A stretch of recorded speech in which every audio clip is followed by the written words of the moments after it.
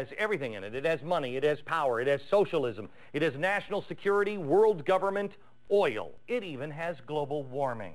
And yet, no one in the media is talking about it. It all revolves around an international agreement called the Law of the Sea, or the Lost Treaty. And even though we've been fighting it off since the days of Ronald Reagan, we are now closer to it than ever before, and the Senate is about to ratify it. The real story is that the only thing that will be lost if this treaty is ratified will be more of our sovereignty. It will kill you, but you never see it coming. They can actually have more power than our own Constitution. In the next couple of days, President Bush is scheduled to resurrect the old Law of the Sea Treaty and ask the Senate to ratify it. He's already written to Senator Biden and asked him to hurry up and pass it. Now, this is the same treaty that Ronald Reagan rejected 25 years ago. He was so angry about this attack on our sovereignty that he fired the State Department personnel who had negotiated the treaty under the Carter administration. One of the original creators of this treaty was a public supporter of one world government. She was a woman who saw Lost as a trial balloon for developing a, quote, common global constitution. We must wake up. The killers are inside the house. Our country and our sovereignty is being lost to socialists, globalists, elitists, and corporations. And it's happening right in front of our eyes. I know the United States wants to be a constructive part of the international community, and I know that's a lot of the motivation to work with other countries, and our role and responsibility in this world is very different than any other country, and the expectations of us are very different, and the need to act independently, as we have seen many times in the last decade, is very important not only to us but the world itself. I believe that was Reagan's philosophy. I've heard him quoted today. It's interesting, his diaries have come out, and he said on Tuesday, June 29th of 1982, decided in the National Security Council meeting, will not sign Law of Sea Treaty even without seabed mining provisions.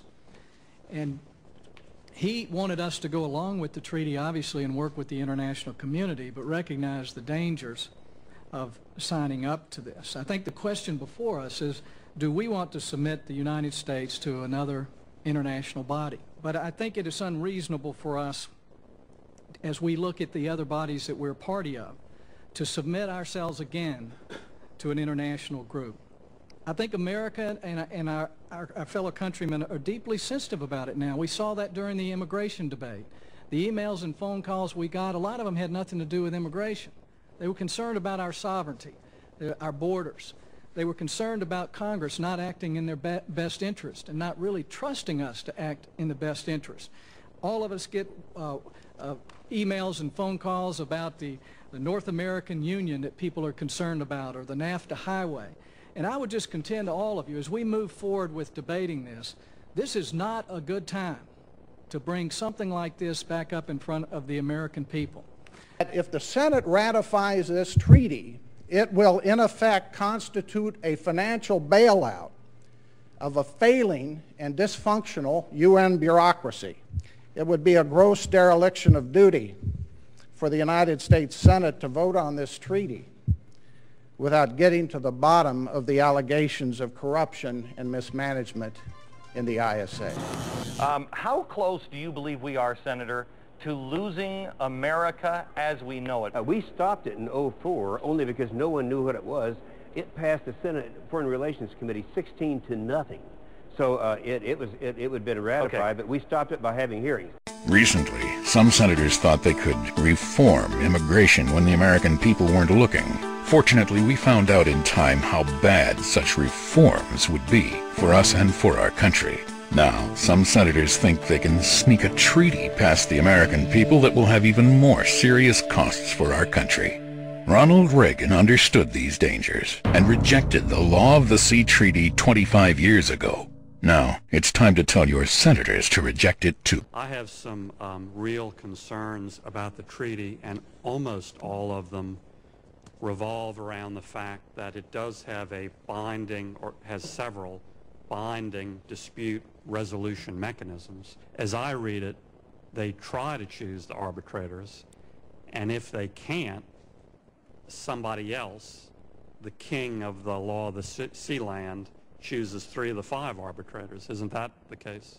The glass in the law of the sea convention is neither half, it's not all full and it's not all empty. We would try to be very careful on that. As to the arbitration, what you describe is correct. And there, the appointing authority, if agreement couldn't be reached, would be the Secretary General of the United Nations. I think that is a recipe for disaster for us. This treaty would set up an international tribunal headquartered in Hamburg, which would resolve disputes and be superior to our own Supreme Court. It would be anti-American, like these other tribunals, such as the World Trade Organization. Unfortunately, the Bush administration is using the United States Navy to lobby for this treaty. Now, don't pay any attention to what they say. You know we have civilian control of the military. There's no way the Navy can oppose a Bush policy. They're trying to tell us that they need this treaty to do what the Navy has to do. This is an insult. Our American Navy can go anywhere we want on the high seas, and we don't need to ask some international authority. And there is a separate Article 213, which is entitled Enforcement with respect to pollution from land-based sources. If everything about land-based pollution is purely feel-good, hortatory, why would there be an article entitled Enforcement with respect to pollution from land-based sources? Many of the pollution provisions of the treaty are what we call framework provisions. It's what I mean when I call the convention a constitution for the oceans. But again, it seems odd to put a feel-good provision like that with the title Enforcement with respect to pollution from land-based sources, because this treaty does have enforcement mechanisms. And I just have one article here. It's titled Potential Causes of Action for Climate Change Damages in International Fora, the Law of the Sea Convention. And he says, the United Nations Convention on the Law of the Sea is a promising instrument through which such action might be taken, given its broad definition of pollution to the marine environment and the dispute resolution mechanisms contained within its provisions. I'm just confused. We know there's already creeping jurisdiction within the authority of this treaty. We've seen that they claim jurisdiction on land pollution in Great Britain. And we know what happens when we turn authority over to a third party, that what we think is their mission will soon be greatly expanded all over the world to the disadvantage of the United States. These proliferating bureaus with their thousands of regulations have cost us many of our constitutional safeguards. Whether we believe in our capacity for self-government or whether we abandon the American Revolution and confess that a little intellectual elite in a far distant capital can plan our lives for us better than we can plan them ourselves. And regardless of their sincerity, their humanitarian motives, those who would trade our freedom for security have embarked on this downward course.